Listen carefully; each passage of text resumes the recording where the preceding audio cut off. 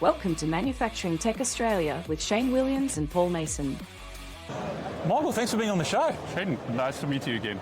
So obviously we've seen today the announcement you did this morning, the launch of Aerobot in the APAC region, and I'm really curious. I think people are going to be really interested in the story.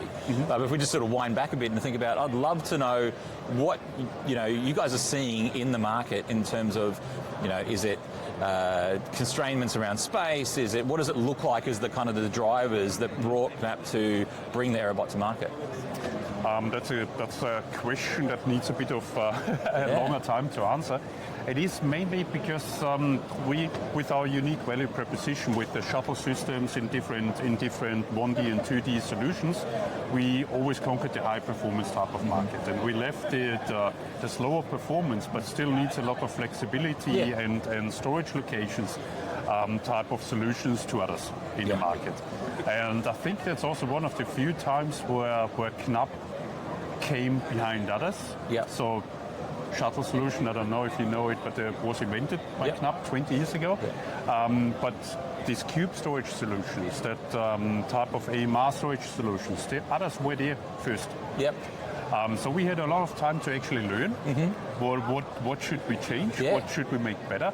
And that's where the Aerobot came actually into the place. And I think in terms of the big picture that you asked, it's an entry-level solution, or it can be an entry-level solution, but also a full-blown solution. So you decide as a customer actually what you need, or we decided together, and work it out. What is the best solution for you? What is actually what you need, what your customers need? And as I said, from the Aerobot, from an entry-level to a full-blown solution, you can build everything. And you can build it in a quite flexible way. It doesn't have to be a cube or a rectangle. And it can follow every roof line, and up to 12 meters high. You can build it in an L shape if you want to. So that's the thing. So we saw a need in the market for these solutions. So where you have the ability to cater for all the market or customer needs in warehouse shapes, but also in terms of performance and flexibility. I think that's really interesting, particularly for audiences that might be in the SME space rather than in the large space, to look at solutions that can they can scale as they get bigger, right? Like you say, you can go up to 12 meters and whatever, but it can start off not a fully fledged huge warehouse, right? You can start small, Correct, and that's exactly the idea. So you could even start this type of product or this type of solution with one rack. And then how much performance you need, you just add the bots. Could be one, could be two. And then when your business grows, which hopefully we help you with, then we can actually scale it up and build onto it. Right. So I'm going to maybe cast your mind into the future. You see, obviously the product's now launched, people are able to get their hands on it. In a couple of years' time, when this stuff's well adopted and you've kind of seen the benefits of that, what does that look like? What industry problem have you solved? What benefits are customers who have adopted the technology really getting out of it? Problems that we solved, I would say, especially in high-density storage. So that to store goods in a very high density that is actually new to the market or not there in the market yet. On the other hand, then of course flexible access, because with this type of solution you have access to nearly every product, especially if you don't build it 4 deep but you build it just 2 deep or whatever, to nearly every product at any time. While other solutions, of course, they need to reshuffle, they need to reshift and products to get access to it. With the Aerobot, you just don't have it, so you get a lot of flexibility. And then on the other hand, it offers you also the ability to increase your service level to your customers with this flexibility, because you say, okay, I don't know what my customers order tomorrow. But I don't have to, because the system is able to cater for it. 100%. And I saw there's the bots that are going up and down on the rails, but there's also the picking station, for lack of a better term, for the human. How does that differentiate from other products in the market? In 2 ways, I would say. So on the one hand side, we can build the picking station directly within the racking or next to the racking. So no conveyor needed or whatever. That would be the one type of goods-to-person station we can build. We can build also our well-known pick it easy goods-to-person picking station with a conveyor connection in front of the Aerobot type of system. Why have we chosen that? Because we saw that some of our competitors, they have a really nice story to build around. So they have their bots moving out, waiting in front of the pick station with the products to be actually picked, and also sometimes the targets.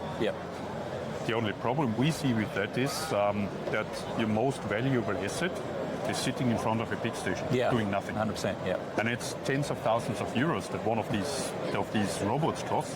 And they're sitting there instead of actually being in a rack and bringing stuff out and storing stuff. So that's why we actually decide to go this way with conveyors or directly attached.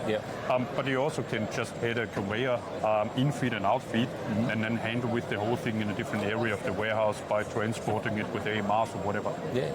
Now, I know it's only day one, and I imagine you've got a couple of days ahead of you at the show, but you had a pretty successful turnout this morning for the announcement. Thank you. And I'm curious, what sort of messages are you hearing from folks? What are they excited about? What use cases are they thinking about? Exactly these flexible type of use cases. So there were a lot of questions. How many racks do I need to build? How big does the system need to be?